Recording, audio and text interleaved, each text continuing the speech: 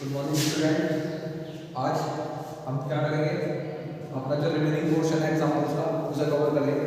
जैसे कल हमने क्या करा था, तो एग्जाम्पल करेंगे और आज हम उससे आगे अपने एग्जाम्पल कंटिन्यू करेंगे। जैसे एग्जाम्पल नंबर 3 है, A and B can do a piece of work in 10 days. A और बी किसी काम को 10 डेज में करते हैं।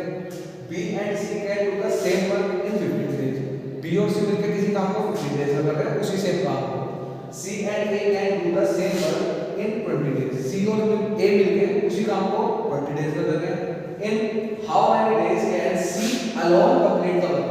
तो हमें इसमें बताना है कि जो C है वो अकेला कितने दिन में वो काम करेगा। तो सबसे पहले देखो, A plus B किसी काम को 10 days में कर देते हैं, तो 1 day में कितना काम करेंगे, 1 by 10।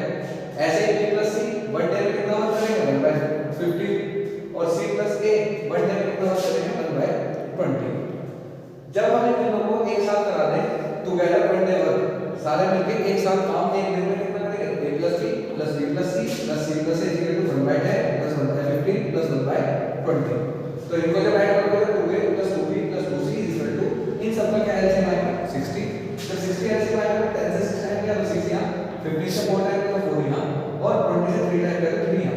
इन सबको तुम ऐड करोगे कितना हो गया, 13/60।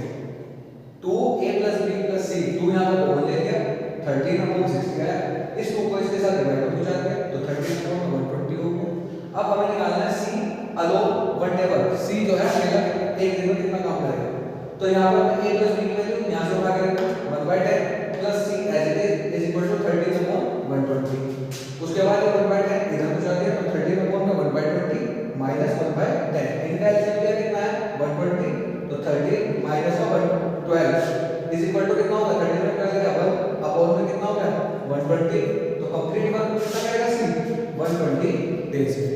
इसी तरीके से हमारे पास एग्जांपल नंबर 4 है। यहां पे क्या कह रहा है, 3 tabs A B and C can fill up an empty tank। कोई खाली टैंक है उसको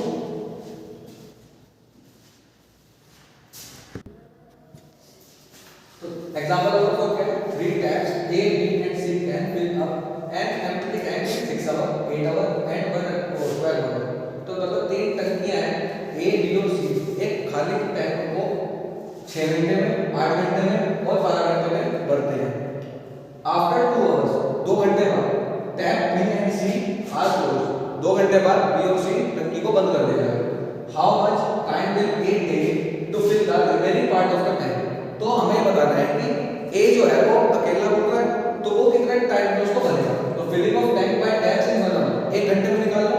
तो A plus B plus C तीनों मिलकर कितना निकालना है, 1 by 6 plus 1 by 8 plus 1 by 12। LCM आएगा 24। 4 plus 3 plus 2 is equal to कितना होगा, 9/24। इसको कट करोगे तो कितना आएगा, 3/8।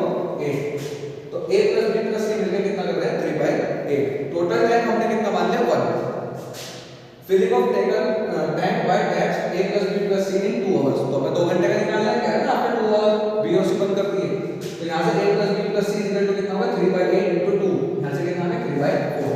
मतलब जो टैंक है तीनों ने मिलकर 2 घंटे तक कितना बढ़ गया, 3/4। पूरा टैंक कितना था, 1, उसमें से कितना फिल हो गया, 3/4। तो रिमेनिंग कितना बचा, 1/4।